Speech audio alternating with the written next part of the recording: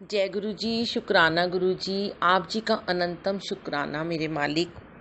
संगत जी, आज गुरु जी ने 2-3 सत्संग रिकॉर्ड कराए हैं। अभी गुरु जी ने एक और बड़ा प्यारा सत्संग शेयर करने के लिए कहा है।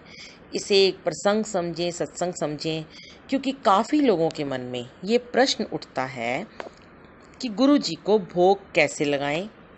क्या गद्दी लगाने के बाद रेगुलर भोग लगाना चाहिए या हम कभी कभी लगाते हैं, और क्या भगवान हमारे द्वारा चढ़ाया गया भोग खाते हैं या नहीं खाते हैं। यदि खाते हैं तो वह वस्तु समाप्त क्यों नहीं हो जाती, और यदि नहीं खाते हैं तो फिर भोग लगाने का क्या लाभ। तो संगत जी, मैं आपको भोग लगाने का तरीका जो गुरुजी ने मुझे समझाया है वो मैं आपको अभी समझाऊंगी, शेयर करूंगी आपसे। पर इस भोग को गुरुजी खाते हैं, भगवान भोग लगाते हैं या नहीं खाते हैं, ये समाप्त क्यों नहीं होता, इसके लिए मैं आपको एक छोटा सा प्रसंग सुनाती हूँ। एक बार गुरुकुल में एक शिष्य ने प्रश्न किया अपने गुरु से कि भोग के विषय में, कि लगाना चाहिए भोग या नहीं लगाना चाहिए। पाठ पूरा होने के बाद गुरु ने सभी शिष्यों से कहा कि वे पुस्तक देखकर ये श्लोक याद कर लें।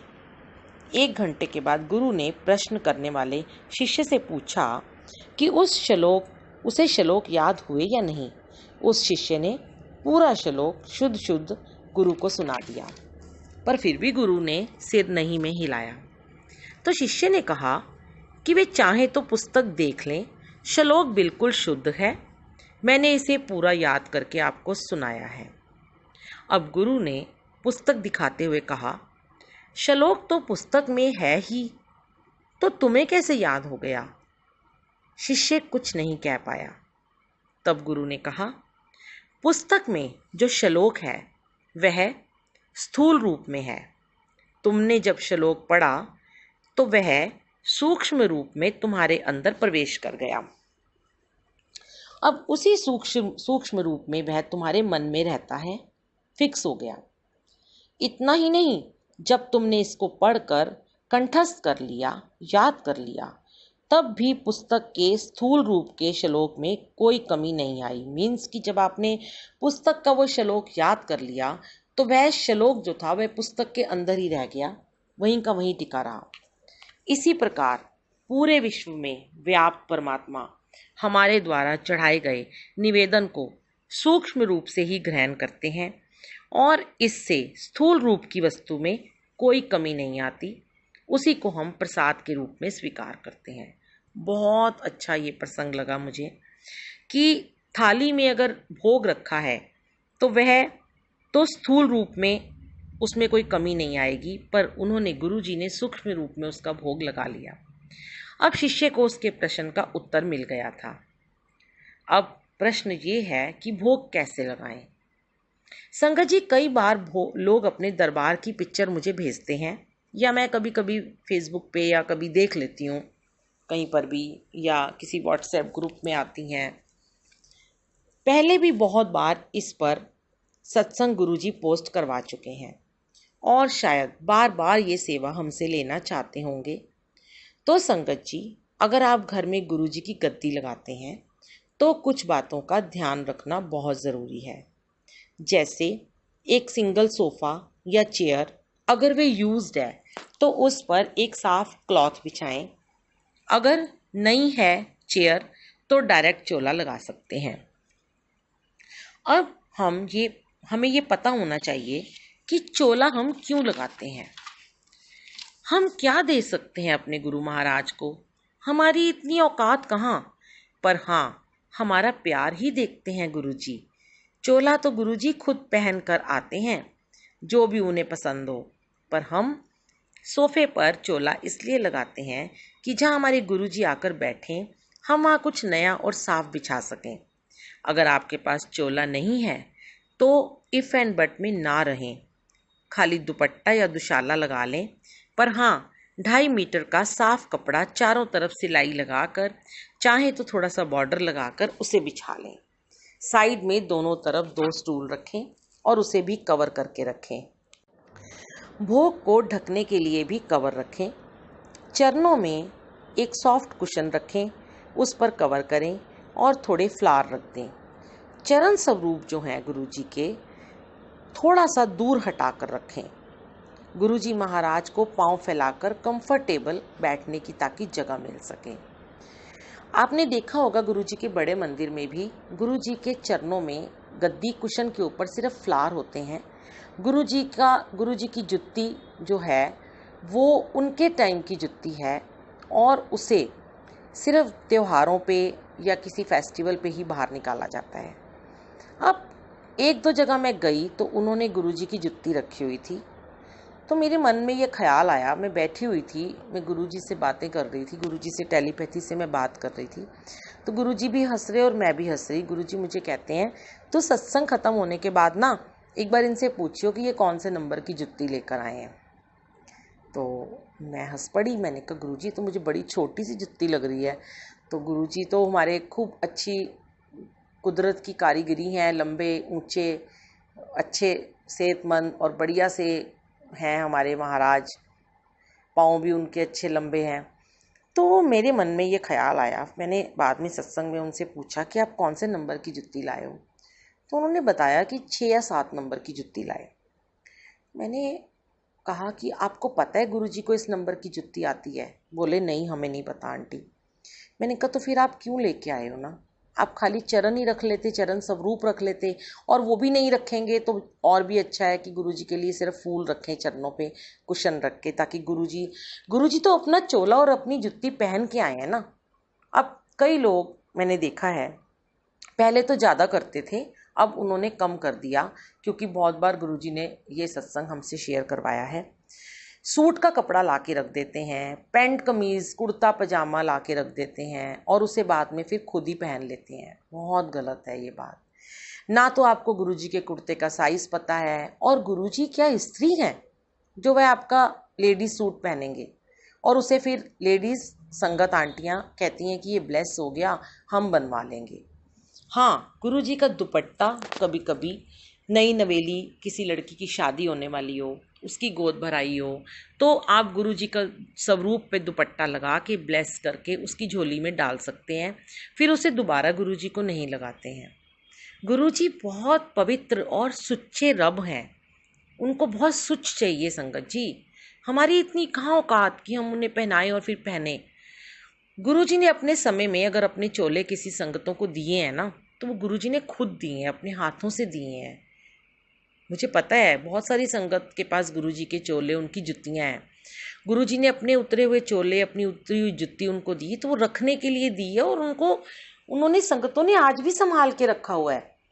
उन्होंने उसको पहन के धो के उसे खराब नहीं कर दिया कि उसे यूज़ कर दिया और फिर फेंक दिया हो या किसी काम वाली को दे दिया हो। ना ना संगत जी, ऐसा कभी ना करें प्लीज़। मैं बहुत छोटी हूँ, कोई गलती हो गुरुजी सुन रहे हैं, मुझे क्षमा करना। ये मेरे मन के भाव हैं जो गुरुजी आज आपसे आपके सामने कहलवा रहे हैं। गुरुजी की राइट साइड की टेबल पर जल प्रसाद और भोग प्रसाद रखें, लेफ्ट साइड पर जोत रखें, पर एक बात का ख्याल जरूर रखें कि गुरुजी की गद्दी पर कोई भी स्वरूप या जोत ना रखें। बहुत बार हम संगत के यहाँ जाते हैं तो उन्होंने गुरुजी की लंबा सा एक सोफ़ा रखा होता है और उसके ऊपर साइड में एक जोत रखी होती है, वहीं पे भोग की थाली रखी होती है। आप सोचें कि जब आप किसी के घर जाते हैं तो अगर सोफ़े के ऊपर एक मैगज़ीन भी पड़ी होती है तो हम उसे हटा कर बैठते हैं, या कोई अगर फ़ोटो रखी हुई है तो हम कंफर्टेबल नहीं हो पाते कि वो टूट जाएगी, हमारा ध्यान वहीं लगा रहता है। तो सोचो गुरुजी कैसे बैठेंगे, वे तो खड़े ही रहेंगे ना। अगर आपने हमें कोई खाना खिलाता है या हमें कोई पानी भी देता है या हमें चाय पिलाता है, तो क्या वो हमारे सोफ़े पे रखता है? नहीं ना, वो टेबल पे रखता है, साइड टेबल पर या फ्रंट टेबल पर रखता है ना। ऐसे तो सेम ऐसे ही गुरुजी हमारे लिए लाइव हैं। कई लोग क्या करते हैं, गुरुजी के बैक साइड पे टिका कर स्वरूप को रख देते हैं, वो भी तो गिर सकता है। स्वरूप या तो दीवार पर लगाएं या फिर जोत वाली टेबल पर लगा लें, या अगर भोग की टेबल आपकी बड़ी है तो उस टेबल के ऊपर भी लगा सकते हैं। अब गुरुजी का चोला और दुपट्टा मौसम के हिसाब से ही लेकर आएं। मैंने बहुत बार देखा कि काफ़ी चमकीले चमकीले वस्त्र पहना देते हैं लोग गुरु जी को। गर्मी में इतने सितारों वाला वेलवेट का क्लॉथ ले आएंगे। जैसे हमें गर्मी लगती है, हम ये सब नहीं पहन सकते हैं, ऐसे ही गुरु जी भी हमारे लिए लाइव हैं। आप कपड़े को उल्टा करके देखें, अगर वो जरा सा भी चुभ रहा है तो उसमें लाइनिंग लगाएं। अब बाहर की तरफ से अगर उसमें सितारे लगे हैं तो वो चोला गर्मियों में ना पहनाएं। सर्दियों में कुछ warm cloth, velvet, brocade, shawl इस टाइप का लगा सकते हैं। अब संगत जी, जहाँ गद्दी लगाएं परमानेंट, तो उस रूम में हर वक्त पंखा चलना बहुत ज़रूरी है। और अगर एसी है तो उसमें सुबह शाम या 3-4 बार दिन में जब भी भोग लगाते हैं या पूजा पाठ करते हैं या थोड़ी थोड़ी देर में उसमें एसी चला दें। और हर वक्त वहाँ जल प्रसाद ढक के रखना भी बहुत ज़रूरी है। कोशिश करें रात बाहर ना रहना पड़े, और अगर रहना ही पड़े ज़रूरी हो तो कोई ना कोई एक सदस्य सेवा में ज़रूर रहे। बहुत मजबूरी हो, कभी एक आध दिन के लिए जाना पड़े दुख सुख में, तो कुछ ड्राई फ्रूट या कुछ फ्रूट्स रख कर जाएं ताकि गुरु जी उसे ग्रहण कर सकें। अब कुछ लोग हमसे प्रश्न करते हैं कि गुरु जी तो सबको देने वाले हैं, उन्हें भोग नहीं भी लगाएंगे तो वे खुद ही खा लेंगे। मुझे बड़ी हंसी आती है और दुख भी होता है ऐसे लोगों के विचारों पर। संगत जी, अगर ऐसा होता तो फिर बड़े मंदिर, गुरुद्वारों में, मंदिरों में रोजाना नियम से आरती, जाप, पाठ, भोग क्यों होता है? लॉकडाउन में भी बड़े मंदिर के बंद होते हुए भी नियम से सेवादार वहाँ पर भोग लगाते हैं। नियम से वहाँ सफाई होती है, नियम से वहाँ मंत्र जाप चलता है, चोला बदला जाता है।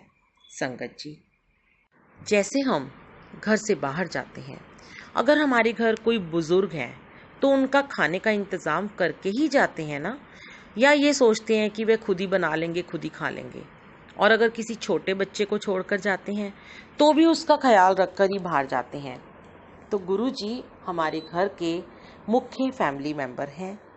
हाँ, पहली बात तो उन्हें अकेला छोड़ना ही नहीं है और उनका पूरा ध्यान, पूरा मान सम्मान हमें करना है। और अगर आपने गद्दी नहीं लगाई, स्वरूप से ही पूजा करते हैं, भोग लगाना शुरू नहीं किया, तो सिर्फ जल प्रसाद अवश्य रखें, तब आप बाहर आराम से जा सकते हैं। ऐसा नहीं कि कभी भोग लगा दिया और कभी नहीं लगाया, कभी जाप कर लिया तो कभी नहीं किया, या मन हुआ तो भोग लगा लिया। अगर आप एक बार शुरू करते हो भोग लगाना तो फिर आपको हमेशा लगाना चाहिए, वरना आप शुरू ही मत करो। संगत जी, भोग की थाली को सुच्ची और अलग होनी चाहिए। फॉइल पेपर में चपाती प्रसाद रखें। कटोरियों में सलाद, चटनी, सब्जी, दाल, मीठा, जो भी आप रोज़ खुद खाते हैं वे भोग लगाएं। कोई ज़रूरी नहीं है गुरु जी को हम बहुत सारे पकवान खिलाएं। सिंपल खाना जो आप रोज़ खाते हैं वो खिलाएं। चाय का भोग भी गुरु जी के बर्तन में ही लगाना चाहिए। मैंने देखा कुछ लोग अपनी प्लेट ही रख देते हैं गुरु जी के सामने और उसे उठाकर ही खा लेते हैं। संगत जी, ऐसा नहीं करना चाहिए। वे रब हैं, वे दुनिया के मालिक हैं, दुनिया के वाली हैं, परमात्मा हैं। हमें उन्हें अलग ही रुतबा, इम्पोर्टेंस देनी है ना। साथ में टिश्यू पेपर भी रखें, चम्मच भी रखें, और इस भोग की थाली को कवर करके रखें, साफ कपड़े वाले कवर से। और फिर उसके बाद 10 मिनट के बाद आप अपने खाने में उस भोग को मिक्स कर लें उठाकर। गुरु जी के बर्तन को स्वयं धोकर रखें, उन्हें जूठे बर्तनों में ना रखें। और बाकी जब भी दिन में कुछ भी खाएं, मैं अपनी बात करती हूँ संगत जी, ये मेरा प्यार है।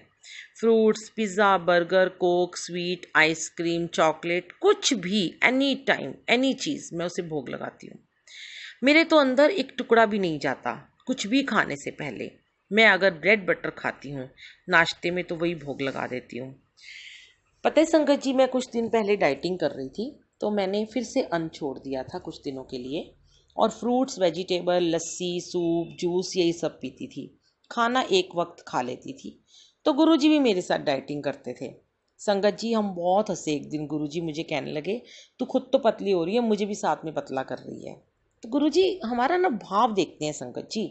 वे हमारा अपने प्रति अनकंडीशनल लव को ही तो चाहते हैं और कुछ नहीं चाहते। सच्ची संगत जी, गुरु जी महाराज को प्यार करो, प्यार से भोग लगाओ, प्यार से तैयार करो, प्यार से सजाओ। घूमने जाओ तो आज्ञा लेकर जाओ और उन्हें साथ चलने को कहो।